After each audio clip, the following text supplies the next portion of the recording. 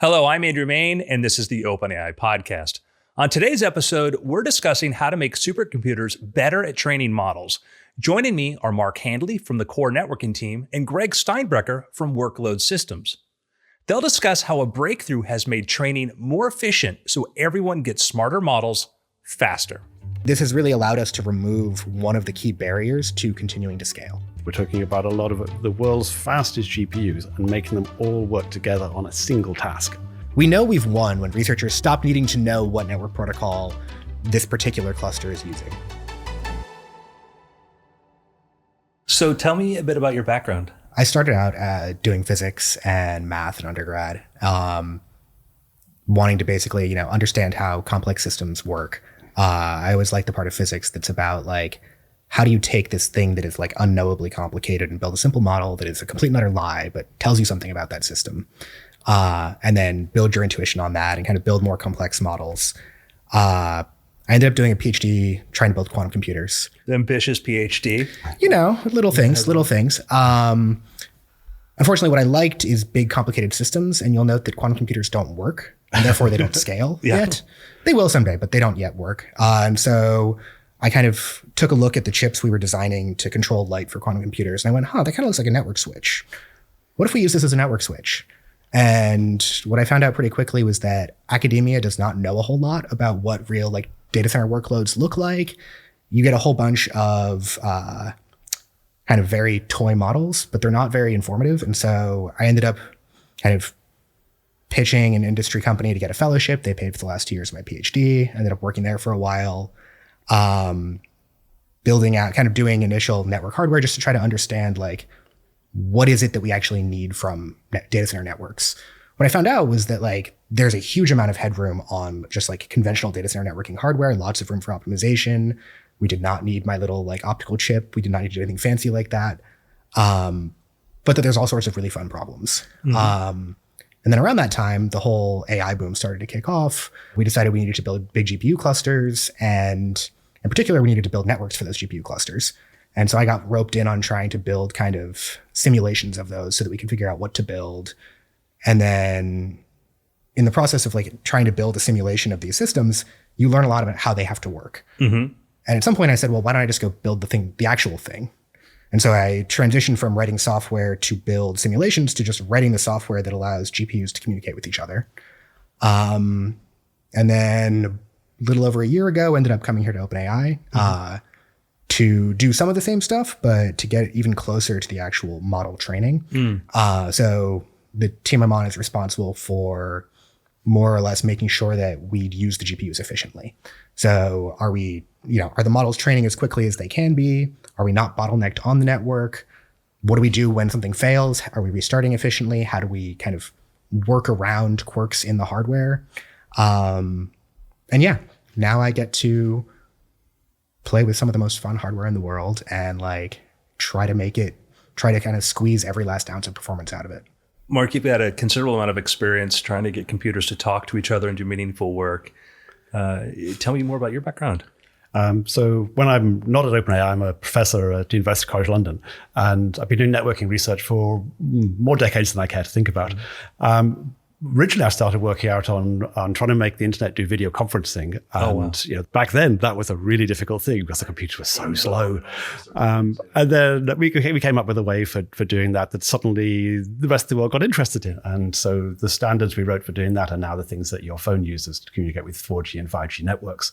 And so that was the first part of my life, was trying to standardize all of that sort of stuff so that everybody could actually take advantage of that. And the problem with standardizing things, everybody needs to agree. So it takes a long time to actually get everybody to agree on anything. A while back, I got interested in what was happening in the data center world. And it had the big advantage that you could actually do something different because you only needed to agree within one building, not the whole world. Mm-hmm. And so that was how I got into thinking, well, this data center networking stuff is a really interesting place to be. Well, it's an interesting problem because I think that just the idea that we'd be scaling as many GPUs as we are now. It's happened so fast, happened so quickly, and often, we're still using GPUs, which are graphical processing units. We're just now starting to use next generation chips to do this. So how much has been the work required just to update the way we think about it and update what the tools we're using for this, which is what we're here to talk about with Multipath Reliable Connection. So from a network point of view, the data centers that we traditionally used to build, they kind of got derived from what we used to do in the internet. Mm-hmm. And when you do communication in the internet, you have lots and lots of people communicate. It's like there's an awful lot of data moving around, but they're all doing their own separate conversations. And so generally speaking, if the more communications you add onto the same shared network, the more things smooth out and become even. Mm-hmm. And so that's great. You can take advantage of the statistics of large numbers. Unfortunately, when you look at what we're doing when we're training things, it's exactly the opposite from that. We're talking about a lot of the world's fastest GPUs and making them all work together on a single task, which is why this stuff gets hard. That process of basically ingesting all of this data and allowing the AI model to learn from that data in parallel is what allows us to build smarter, better models. But let's say one GPU goes a little slow. Well, now all the other GPUs have to wait for it. That's all wasted time. Or one of the GPUs, a cosmic ray hits it and some bits flip and it stops. Well, okay, now that whole step is maybe not useful and we have to maybe roll back or kind of stop and take stock of what has happened. And while we stop and take stock, all the GPUs are not doing useful work. Yeah, a key thing here is that the communication between the GPUs is actually part of the computation. Mm-hmm. It's like they're doing one big computation across all of them. It's not they're doing different things. We have to actually have them communicate with each other in order to agree on what the result of that step of computation is. And that's just about the worst possible workload you could think to put onto a network. And so the way the industry has evolved over the last couple of decades has been slowly coming up with improvements on how we actually do that. But until recently, the scale wasn't enough that it really mattered. You could get away with doing the same sort of things we did on the internet, just bigger. Mm-hmm. But you can't get away with that anymore. And that's why we tried to think of different ways to actually solve these problems, to cope with these very synchronized workloads as we scale things up. AI has upended a lot of things in the world. It has definitely upended the way that technology companies have to think about the data centers that they're building. So conventional hyperscalers for kind of the web era, the teams that built this were very kind of disconnected from the individual workloads. The goal was to basically just provide an ocean of compute. AI has forced us to think very differently. And OpenAI in particular has been kind of at the forefront of realizing that the systems and the design of the systems is integral to the training of the models. Mm-hmm. And that you can't just have your infrastructure team sit over here in one building and kind of just deliver an ocean of compute, and your model team sit over here and try to make the best, model that they can on that compute. You really have to do kind of a co-design across these whole things. And so, we on my team sit literally next to the researchers and talk with them every day about, how they can best, how their workloads fit best onto the existing servers. And in doing that, we learn a lot about where the pain points are. Mm-hmm. And, we are on call for the big training runs. We get woken up in the middle of the night if something is broken and can't be fixed. And so through that process, and you start to go, oh, well, what if in the next generation we fix these problems? What if we didn't build data centers with the same properties as we did for web scale workloads? What if we instead, fix this piece or this piece or this piece? And I think the network has been a real source of pain for us. Yeah, so when you're building a data center network, all of these GPUs, because they do this computation and they all need to talk at the same time, you need a lot of bandwidth. Mm-hmm. And the problem with that is you can't build that with a single switch or even a hierarchy of switches. You have to build hierarchies of switches.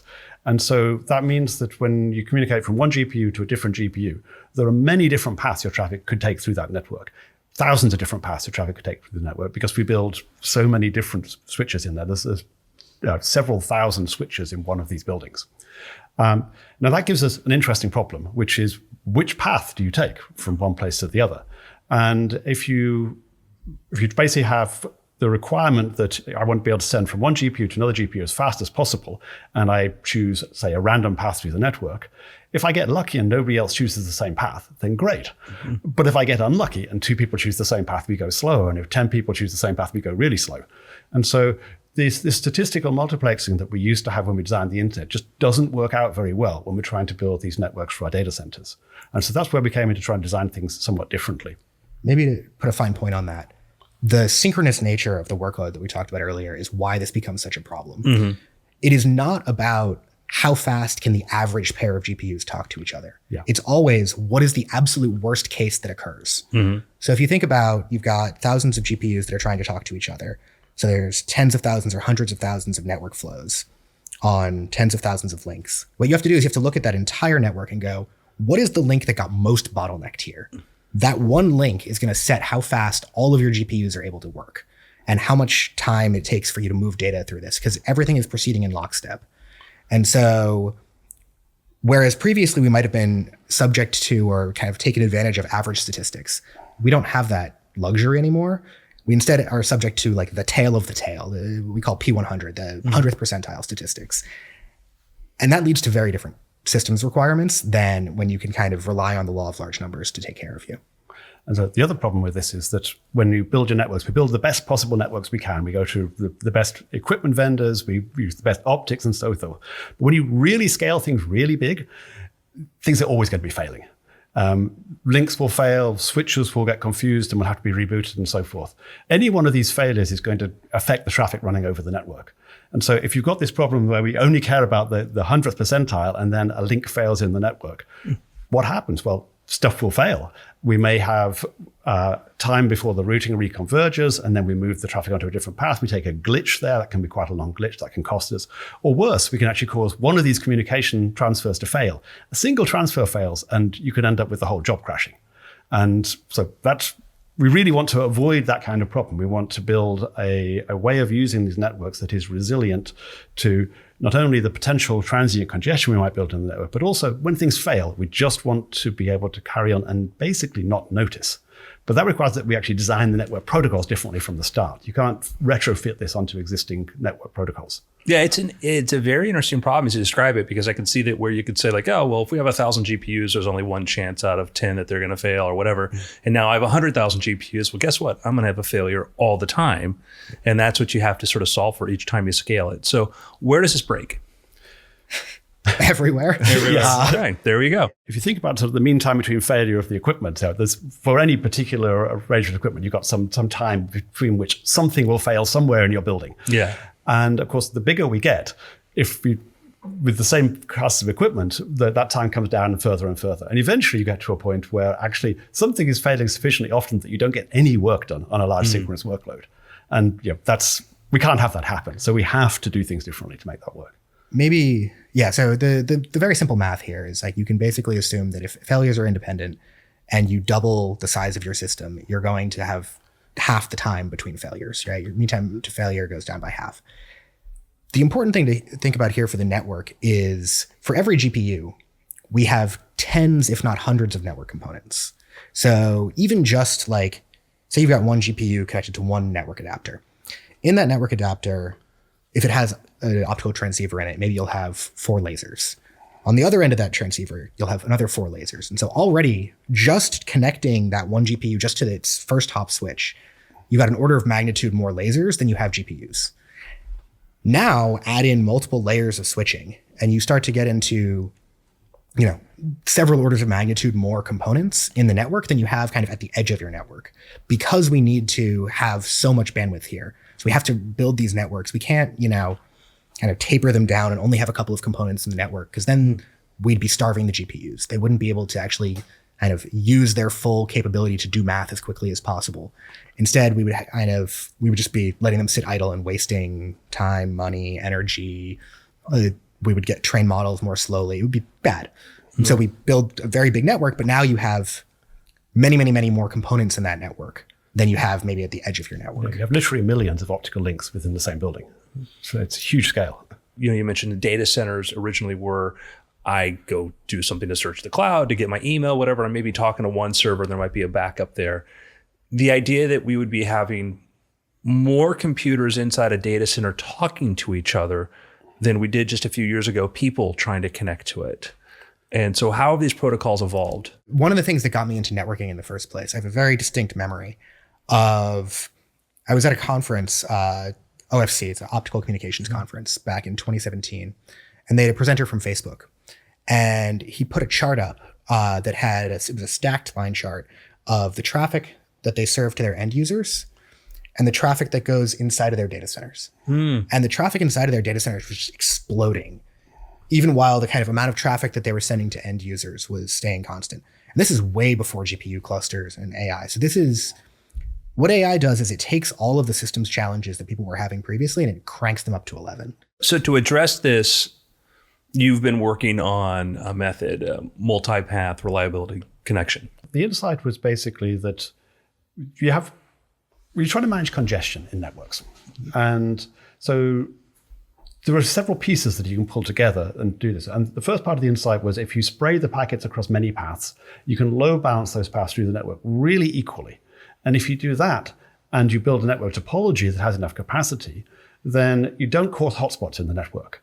It leaves you with just one place where you have congestion, which is if multiple people try to send to the same destination at the same time. But it also leaves you some problems because the packets can get jumbled up in transit because they're taking different paths. And so if you do manage to cause congestion and cause loss, it's a little bit difficult to figure out whether you got lost or whether you should still be waiting for packets because they got jumbled up in transit. And so the second piece of this is a technique we call packet trimming, which is if you're causing congestion in the network and you would overflow a queue, normally we'd just drop the packet. And then we've got ambiguity. Did it get lost? Did it got lost? How long do I need to wait for it? But what we do instead is we will trim off the payload of the packet and just forward the little tiny packet header to the destination, which can immediately request a retransmission, and we can retransmit that packet. And that totally removes the sense of ambiguity as to whether we lost packets due to congestion or whether we should still be waiting for them because they got reordered. Interesting. So just making sure that the part saying, are you there, goes through, and then you can figure that out and then send the rest. Yes, you really need to know that you should still be waiting for it or you should not still be waiting for it. What does this mean for the end user? The biggest thing that this means is that you're going to get better models, more intelligent models faster from OpenAI. So MRC allows us to accelerate every part of our research and deployment pipeline. It allows individual users to not worry about their jobs failing, not worry about how their job has gotten scheduled and whether the performance of it is going to be different because they're, placed on the same rack as someone else's job.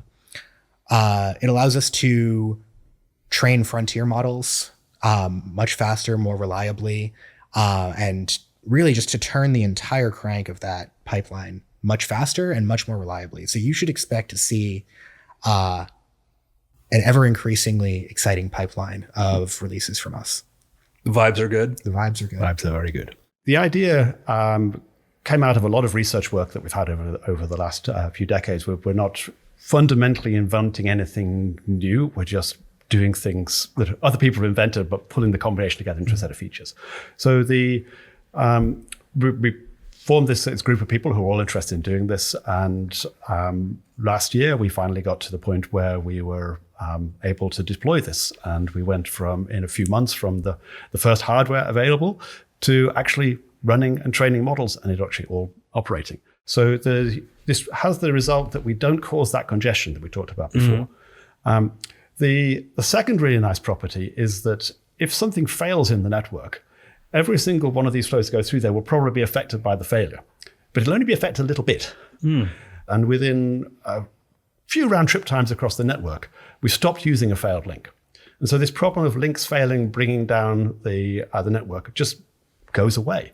All of the flows themselves from the network interface at one side to network interface are just avoiding those failures as we go through the network. It's like self-annealing. Exactly, yes. So I think Mark has mildly undersold this, but maybe we should... Mark, come on, man. So conventionally, like when a link goes down on a network, what happens is, one side of that link, the switch at one side of that link, or maybe both sides of that link notices. But then it has to tell all of its neighbors that link went down. And then they have to tell all of their neighbors that link went down. And so you have a distributed systems problem It's conventionally solved with a technology called BGP, Border Gateway Protocol, which is basically just like a gossip protocol that allows, one link over here to eventually tell this switch all the way over here, maybe through 5 or 7 hops through the network, that, hey, you can't get to this destination if you take this link. You have to use these other links. That's a distributed systems problem that has a convergence time. What MRC has done is it has taken that and it has broken the need to coordinate. Every endpoint independently very quickly detects, hey, that path, I shouldn't use that path, and just stops using it. And this is maybe counterintuitive because you would think, oh, it's easier if I just have some central authority that tells me that, this link is down and then that central authority can distribute that information. Anybody who's waited for a website to update knows that it's not going to work. Right. Central authorities are, generally speaking, also known as single points of failure. Yeah. And so instead, what we've done here is we no longer have to wait for this whole convergence process to occur, which can take seconds or in the tail, tens of seconds. Instead, everyone within, generally speaking, milliseconds notices and just stops using that link. And so this is a very big deal because previously, if a link goes down and the whole job stops for a few seconds as we wait for kind of the network to stabilize. That's time, again, that the GPUs aren't doing useful work.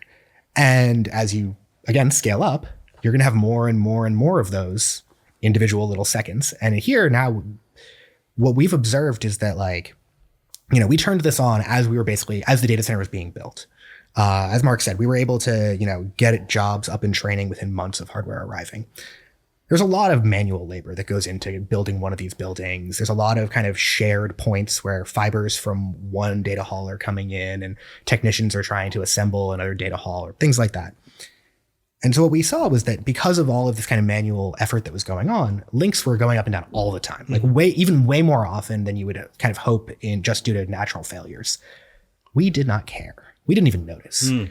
MRC just took care of it. It just kind of would detect, hey, can't use that path, move on to the next one. Didn't care. It was incredible. So the other thing is gives you, beyond just that, is because once it's handling that by itself, once MRC is already working around the failures, traditionally we would probably still have been running a routing protocol in the network to find the paths that actually work. But routing protocols themselves are complicated, and switches are complicated, and switch software is complicated, and these are all things that can fail. And we realized that actually MRC itself was able to figure out which paths were still working. And so actually we just decided that we would turn off the routing protocols. We would use completely static routing in the switches at the largest possible scale. And so some paths are broken. Who cares? MRC will find the broken ones that still work and keep going. And that just removes a whole set of complexity out of our network management that we just don't need anymore. We don't care about whether the switch control plane is converged because it doesn't need to. It's entirely static. They have a configuration that they have at boot time. They boot up and they never change their routing tables from then onwards. So this is a very big effort working with a bunch of different people. Care to talk about some of the partners? Yeah, we've been working with Microsoft, who build our Fairwater data centers for us. And then we've been working with Nvidia, Broadcom, AMD, and Intel to standardize this specification and with all of these guys to actually build our hardware for our new supercomputers. It's interesting because as a user of this technology, and you listen to sort of the way we sort of think about things where people talk about well, when's the next model coming out? Like it's a software update that comes up every year, but it's not. Every model is essentially a research project and it's dependent upon what goes on in the training. And you try to have an estimate of how long it's going to take and we try to predict where that's going to be. But this kind of reliability sounds like it's going to be an incredible advantage. God, yeah. I would say, from talking to the people who were here even earlier, you hear just horror stories about what it was like, how often they were getting woken up. I remember walking in the cafeteria and seeing some of the people working on networking with sort of sad faces because they didn't know why something had stopped in a run, and it was just... Yeah. We have heard nothing but universally positive feedback about how stable the clusters with MRC are, how well they're working, how basically the researchers don't have to think about this anymore. And then you look at the statistics and you realize just how much stuff is breaking all the time and they're not noticing. Yeah, it's to some degree this is the ideal, right? I know I said earlier, right? We are pushing the limits of infrastructure. And so there's never going to be a time that you can just completely ignore infra. The ideal world, right, is researchers don't have to think about this, but that's never going to be the case. But every time we know we've won when researchers stop saying, network, or stop needing to know what network protocol this particular cluster is using.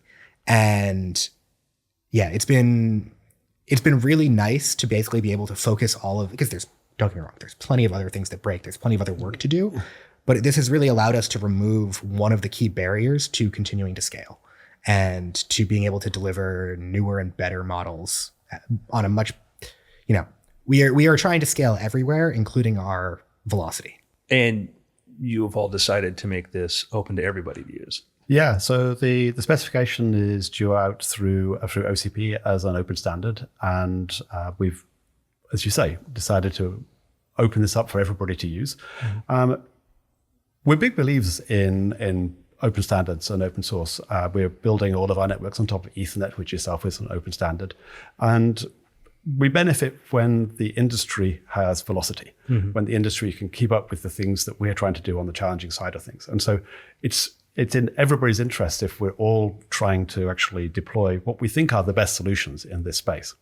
There's no shortage of coverage of the scale of the AI build out. I think on a personal level, I think it would be a real shame if that supply chain was fractured, right? You have people investing in totally different technologies and underlying hardware just because they're, trying to get some small advantage. I think it is, I'm really excited that this is going to be an open standard. I think it will really benefit other people outside of OpenAI. It also benefits all of us if we are kind of all pushing in the same direction. Infrastructure is kind of this like shared fate of the whole industry.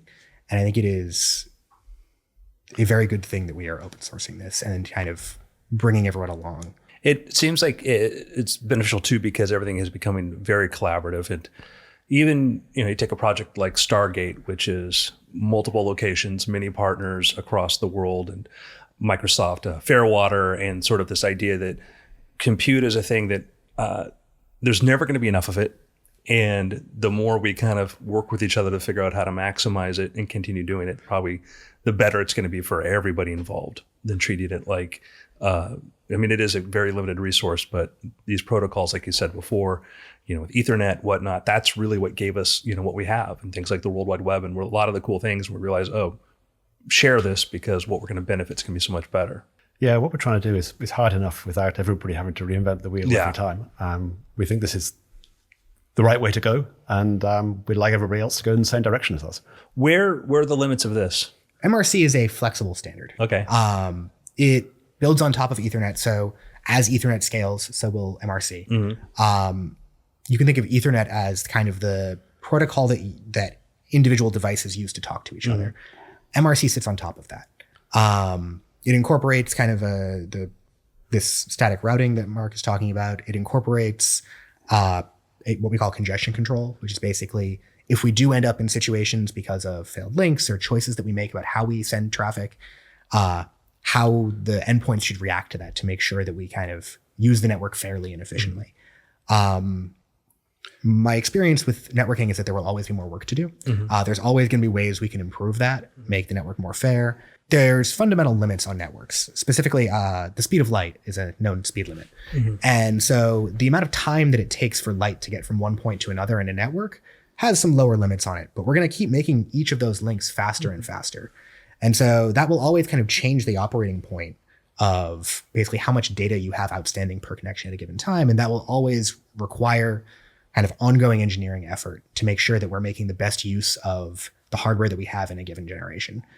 But I think MRC gives us a very flexible and strong base to build on as we continue to push through the next few generations.